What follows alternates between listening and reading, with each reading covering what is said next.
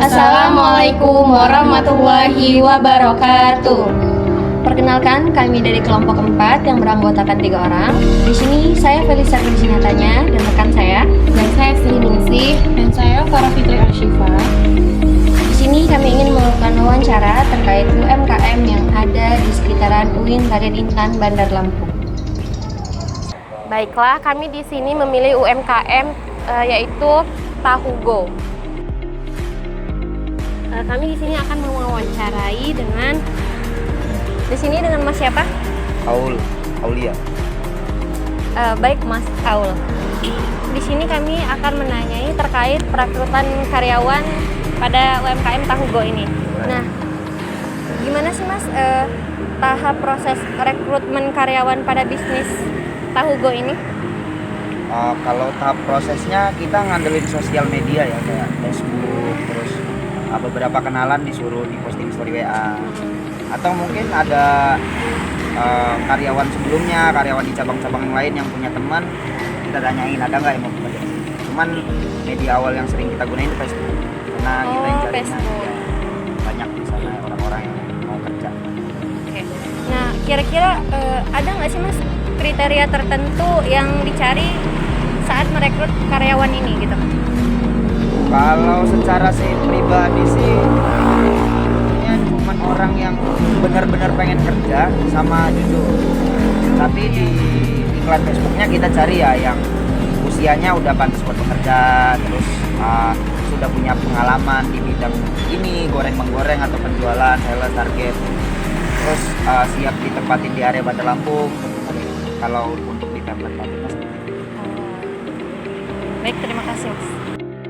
Oke Mas, apakah ada masa percobaan bagi karyawan yang baru? Kalau ada tuh minimal berapa hari gitu ya Mas? Oh iya, seperti yang saya bilang tadi pasti ada lah. Karena kita kan baru kenal juga sama orang itu pasti kan. Kita juga harus lihat gimana. Jelas ada masa percobaannya. Kalau misalkan di sini itu masa percobaannya 1 hari sampai 1 minggu. Yang dinilai di masa percobaannya itu jam datangnya, jam masuknya, terus dia ngerapihin, bersih nggak, rajin nggak orangnya, terus jujur nggaknya kelihatan dari situ, dari 1 hari sampai 1 minggu. Nanti kalau udah 1 minggu kita tanya lagi sama dia, nyaman nggak gitu kerja di sini. Kalau emang nggak nyaman ya nggak bisa dipaksain. Makasih ya Mas. Ya.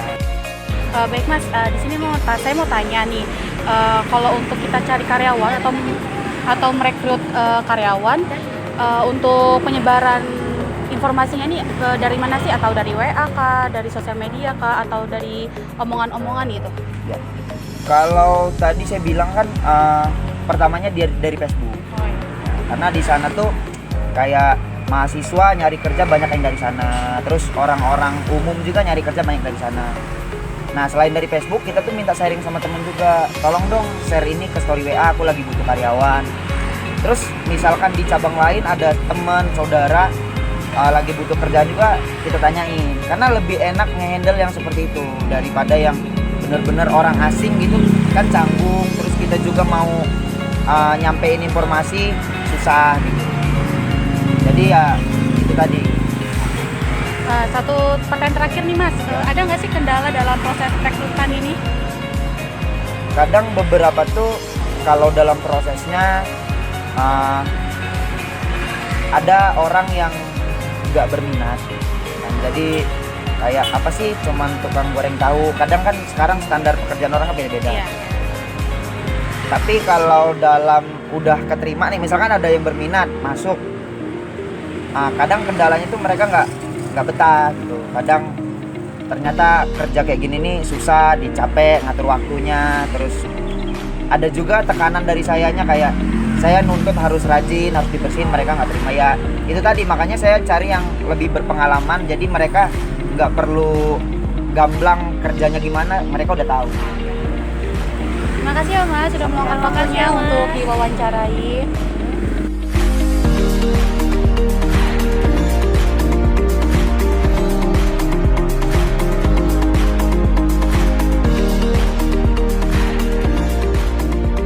Jangan lupa dibeli ya guys. Tahu Go. Sekian dari wawancara kami, atas perhatiannya kami ucapkan terima kasih. Wassalamualaikum warahmatullahi wabarakatuh.